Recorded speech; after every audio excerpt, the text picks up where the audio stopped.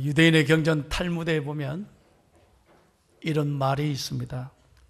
이 세상에서 제일 지혜로운 사람이 누구냐? 제일 지혜로운 사람은 늘 누구에게든지 배우려는 자세를 가진 사람이다. 그러니까 항상 배우는데 힘쓰는 사람이 제일 지혜로운 사람이라는 거예요. 두 번째로 이 세상에 제일 강한 사람이 누구냐? 그 사람은 바로 자기 자신과의 싸움에서 늘 이기는 사람이다. 그렇죠? 자기 자신과의 싸움에서 이겨야 되잖아요. 그게 강한 사람이거든. 마지막으로 이 세상에서 가장 행복한 사람이 누구냐? 어떤 상황이든지 있는 것에 자족하며 감사하는 사람이다. 자, 다시 묻습니다. 어떤 사람이 제일 행복한 사람이라고요? 감사하는 사람이다. 그래서 여러분, 성경에 보면 하나님이 우리 인간에게 주신 언어 중에 하나님의 마음을 가장 기쁘시게 하는 단어가 뭐냐? 감사합니다라는 말이에요. 믿으시면 아멘. 여러분들은 감사합니다라는 말을 얼마나 사용하면서 하루를 지내십니까? 하나님의 귀에 가장 기쁘시게 하는 말은 감사합니다라는 말이라니까.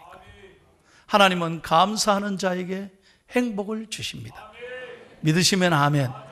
우리가 행복해서 감사한 게 아니라니까요. 감사하면 행복해지는 거예요. 한번 따라합시다. 감사하면 행복해집니다. 아멘. 예. 제가 참 좋아하는 시인이고 수필가고 수녀님이십니다. 이혜인이라는 수녀님이 계십니다. 안타깝게도 지금 암과 싸우고 계십니다. 투병 중인데 얼마 전에 12월의 편지라고 하는 자신의 수필집에 자신의 그 투병을 글을 쓰면서 자기가 병과 싸우지만 명랑 투병 원칙이 있다는 거예요. 4대 명랑 투병 원칙. 그게 뭐냐? 1번, 잘 한번 들어보세요. 무엇을 달라고 청하기보다는 이미 받은 것에 감사하는 기도를 드린다. 여러분, 병과 싸우면서도 자꾸 뭘 달라고 하는 게 아니라 받은 것에 감사하는 기도를 한다. 두 번째, 늘 당연하게 받아들인 것도 어떻게 해요? 기적처럼 놀라워하며 감탄한다. 오늘 우리가 이렇게 건강하게 일어나서 내 스스로 세수하고 내 스스로 옷을 갈아입고 걸어서 차를 타고 교회 나올 수 있다면 이게 얼마나 복받은지 몰라. 할렐루야. 어제 제가 이렇게 신방 가면서 보니까 낙엽이 이렇게 떨어지, 은행잎이 떨어지는데, 아이고, 그걸 밟으니까 사각사각사각사각사각. 야, 그 소리를 들을 수 있고, 은행잎을 볼 수 있고, 야, 포항이요. 참 지내다 보니 좋아요. 별로 안 좋아하는가 봐요. 그래서 제가 어제 하나님 앞에 다시 한번 어린아이처럼 그 은행잎을 밟으면서 하나님 너무너무 고맙습니다. 뷰티풀, 원더풀, 쌍꺼풀 이러면서 여러분, 기적처럼 감사해야 돼요. 기적처럼. 할렐루야. 그것이 병과도 싸워서 이기고 자기 자신에게 행복을 주는 거예요. 세 번째는 뭐냐? 실수나 약점을 부끄러워하고 숨기기보다 솔직하게 인정함으로써 마음의 여유를 찾는다. 내가 부족한 걸 인정하는 거죠. 나는 아프면 아프다. 이 얘기하는 게 얼마나 이게 좋은지 몰라요. 마지막 네 번째, 속상하고 화나는 일을 만나도 흥분하기보다는 모든 것은 다 지나간다며 어질고 순한 마음을 지닌다. 이게 병과 싸우는 4대 원칙이라는 거예요. 어떻습니까, 여러분? 저는 동의합니다. 참 일리 있는 말씀입니다.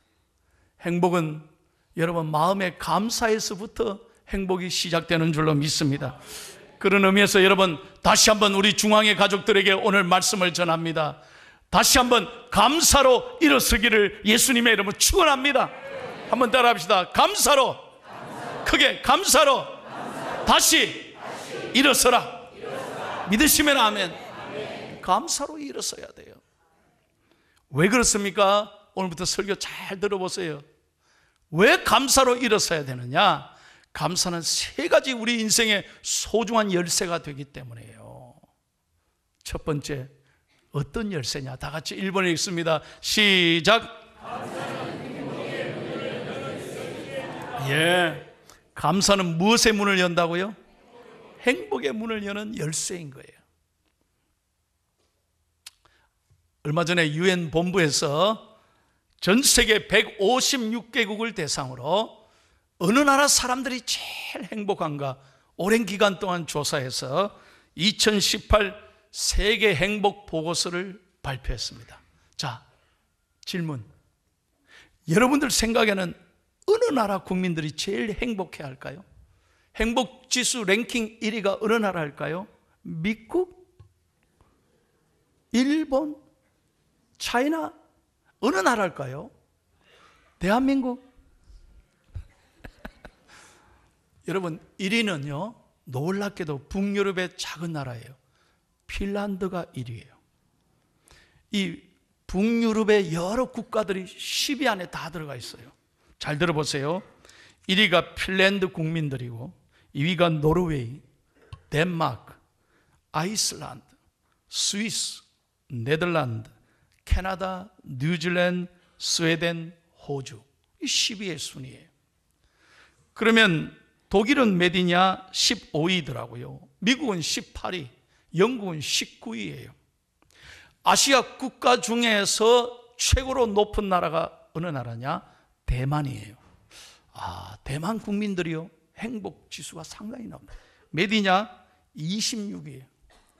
대만 다음에 싱가포르가 36위, 일본은 54위, 중국은요 89위예요. 그러면 우리나라가 몇일까요? 57위예요. 참 잘 생각해 보세요. 왜 핀란드가 세계 1위일까? 여러분, 핀란드의 국민 총생산량 GDP는요 훨씬 선진국 G10보다도 선진국 10개 국가보다 훨씬 낮습니다.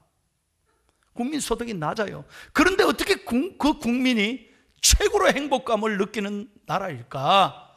핀란드 국민들은요 자기만 생각 안 한다는 거예요. 핀란드는 아주 세금을 많이 낸대. 근데 그 세금 내는 걸 불평 안 한다는 거예요. 왜? 당연하게 내가 세금을 내야 더 어려운 사람들과 나눌 수 있다고 생각한다는 거예요. 그래서 늘 남을 배려하고 가진 것에 감사하고 없는 것에 속상하지 말고 주신 것에 감사하고 나누고 베푸는 국민성. 그래서 핀란드가 세계 1위라는 거예요. 여러분, 선진국의 여러 나라들은 잘 사지만 미국이나 일본은 잘 사는 나라지만 보십시오. 상대적으로 빈부의 차가 아주 심하기 때문에 늘 열등감 속에 없는 사람은 계속 불평하고 원망하는 거예요. 우리나라도 보십시오. 유엔의 보고에 의하면 대한민국은 계속 행복 지수가 떨어지고 있다는 거예요. 왜? 이렇게 전쟁 70년 만에 잘 사는 나라는 역사에도 없는 거예요. 대한민국이 가장 성장 속도가 빠르다는 거예요. 그런데 행복 지수는 가장 자꾸 떨어지는 거예요. 왜 그렇습니까? 감사할 줄을 모르는 거예요. 대한민국의 특성이 뭐냐? 국민들이 늘 없는 것 때문에 화를 내고 주신 것 다 잃어버리고 지난날의 그 아픔과 가난을 다 쉽게 잊어버리고 지금 눈앞에 없는 것 때문에 불평하고 원망하고 조급해하니까 국민들이 행복해하지를 못한다는 거예요.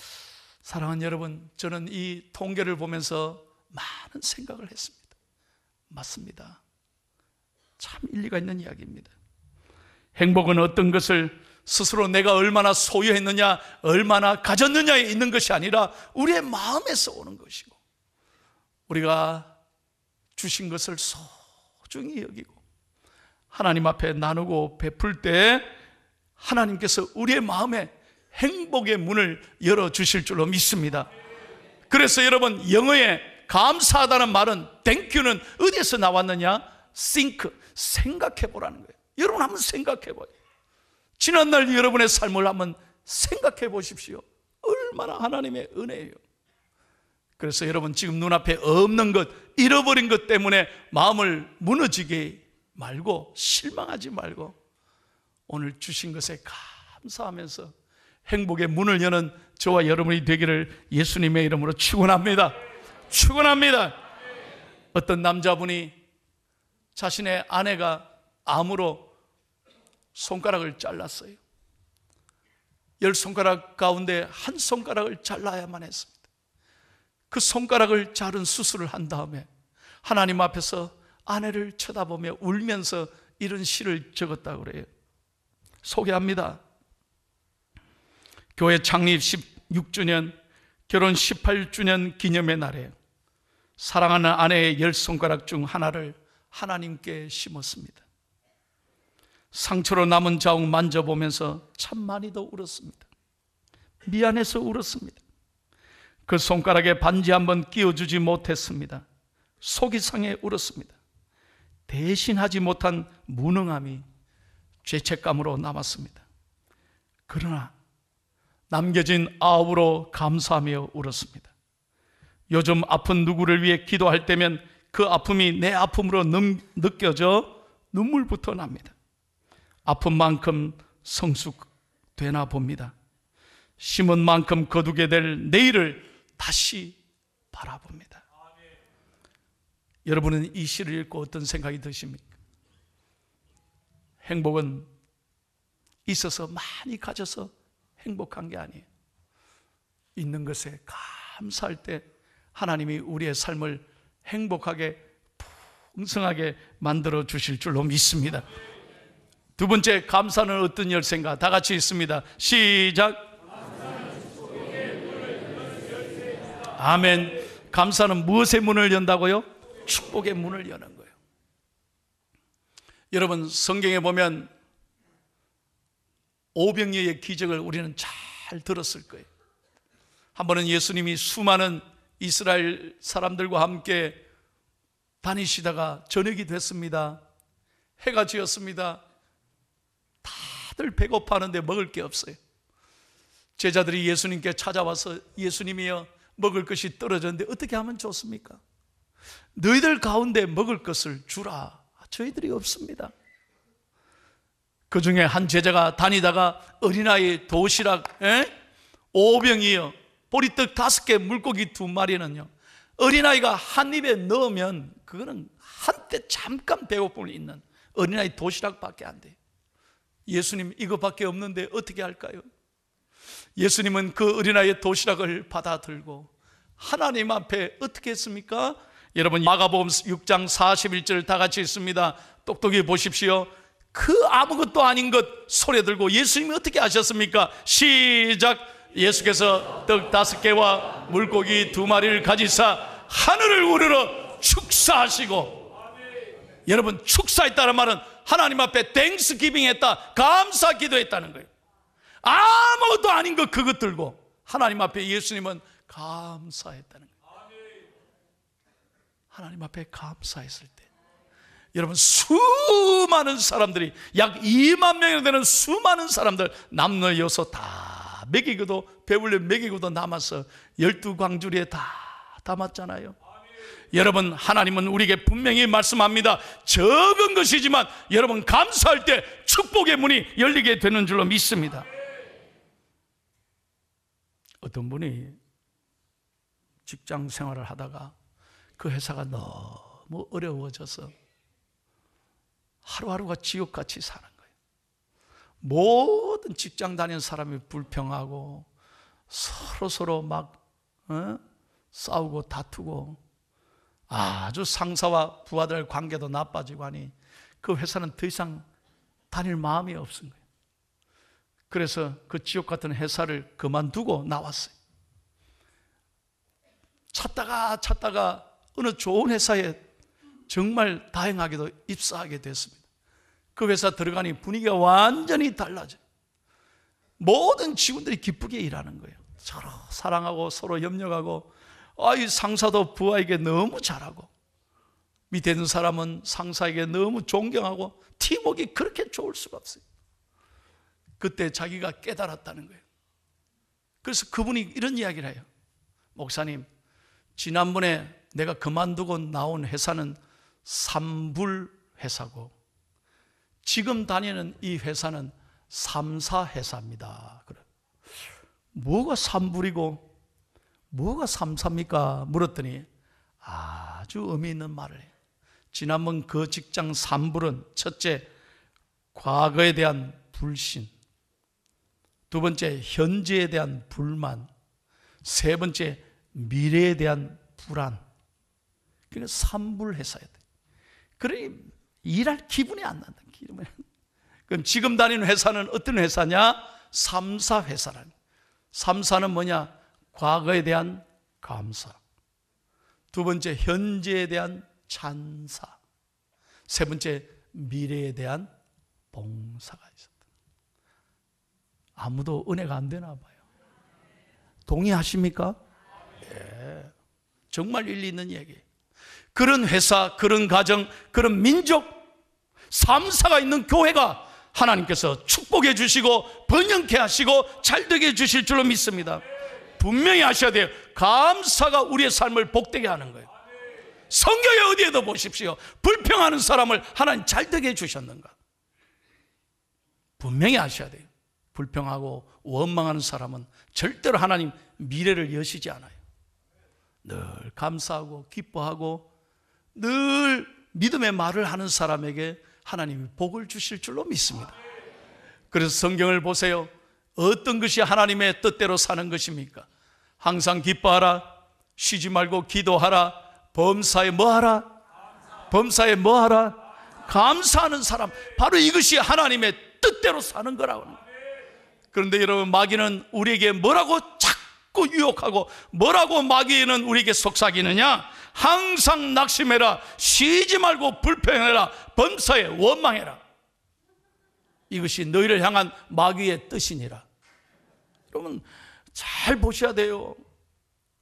마귀에게 절대로 붙들리면 안 돼요. 마귀는 끊임없이 우리의 마음을 무너지게 하고 불평하고 원망하고요. 그래서 여러분, 그런 영혼에는 예수님의 은혜가 깃들질 않아요. 감사는 하나님의 뜻이고 불평은 마귀의 뜻인 줄로 믿습니다. 여러분, 찬송가의 유명한 작사자죠, 아이작 와츠가 이런 얘기했습니다. 하나님이 계신 곳이 두 곳이 있는데 어디냐? 하나는 천국이요, 또 하나는 감사하는 심령이에요. 여러분, 하나님이 거하시는 곳 분명히 아셔야 돼요. 하나님은 천국에 거하시고 감사하는 심령에 거하시는 줄로 믿습니다. 마지막 세 번째입니다. 감사는 어떤 열쇠입니까? 다 같이 읽고 마칩니다. 시작. 다시 한번 크게, 감사는 어떤 열쇠라고요? 시작. 아멘. 여러분, 이걸 잘 들어야 돼요. 감사는요, 기적을 일으킨다니까요. 오늘 요한복음 11장 본문의 내용이 그것입니다. 예수님은 살아계실 때 이 마리아, 마르다, 나사로의 가정을 참 사랑했습니다. 3번씩이나 이 가정을 방문했습니다. 남매들만 있는 이 가정은 오직 예수님을 정말 사랑했던 가정이에요. 그런데 이 가정에 문제가 생겼습니다. 불행이 찾아왔습니다. 오라버니 나사로가 병으로 갑자기 죽은 거예요.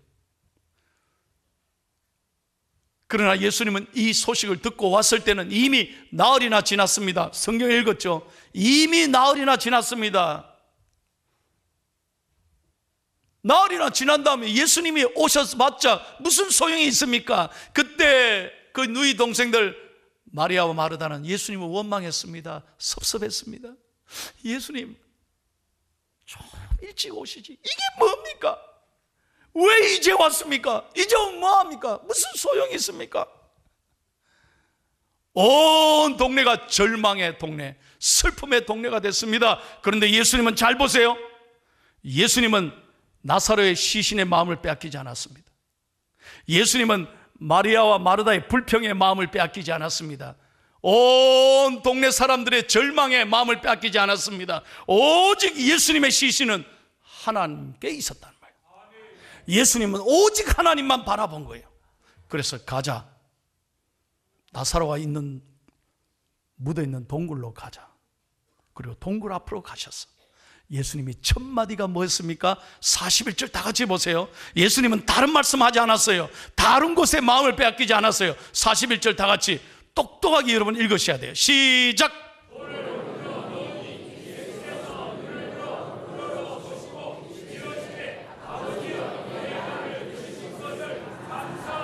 아멘. 그걸 따라하세요. 아버지여, 내 말을 들으신 것을 감사하나이다. 아멘. 아, 이미 죽었는데 뭐 감사해. 나흘이나 지났는데.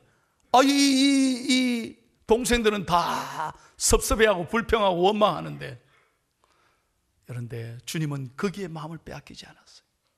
하나님을 향하여 바라보며, 아버지, 지금까지 내 기도를 들으셨고, 지금까지 나를 사용하셨고, 오늘도 내 기도를 들으시고 앞으로도 내 기도를 들으실 아버지를 내가 믿고 감사하나이다. 감사로 시작합니다. 감사로 시작합니다. 그런 다음에 예수님께서 선포하십니다. 여러분 마지막으로 43절 44절 다 같이 읽겠습니다. 시작.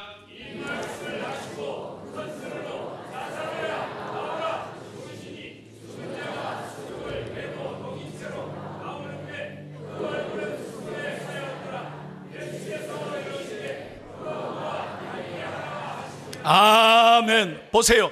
이제 모든 사람이 끝났다. 죽은 지 나흘이나 됐다. 지금은 무슨 소용이 있노? 이제 안 된다. 그 절망의 순간, 포기의 순간, 낙심의 순간에 예수님은 나사로야, 나오너라. 오늘 저와 여러분에게 주시는 말씀이에요. 사랑하는 아들아, 딸아, 네가 안 된다고 생각하는 순간, 네가 포기하는 그 순간, 네가 절망하는 그 순간이 하나님의 기적을 체험하는 순간인 줄로 믿습니다. 그러므로 오늘 여러분 자신에게 선포하세요. 아들아, 딸아, 나오너라. 나오너라. 절망의 자리, 죽음의 자리, 낙심의 자리에서 여러분 감사로, 여러분 믿음으로 일어서고 나오기를 축복합니다.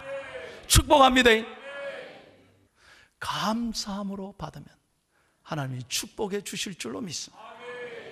감사할 때 하나님 복을 주는 거예요. 정말입니다. 한번 해보세요. 감사하면요, 불행이 끝이 나고, 감사하면요, 행복이 연장되는 거예요. 잘 되는 것 더 잘 되게 해주시는 게 감사예요. 마지막으로 여러분, 영국의 스펄전 목사님이 하신 말씀 마지막 읽고 마칩니다. 제가 한 말이 바로 이 말이에요. 다 같이 시작. 불행할 때 감사하면 불행이 끝나고, 형통할 때 감사하면 형통이 더욱 연장됐다. 불행하십니까? 아닙니다. 오히려 감사해 보세요. 그럼 불행이 끝난다. 잘 되십니까? 교만하지 말고 감사하십시오. 그러면 하나님이 더 잘 되게 해주실 줄로 믿습니다.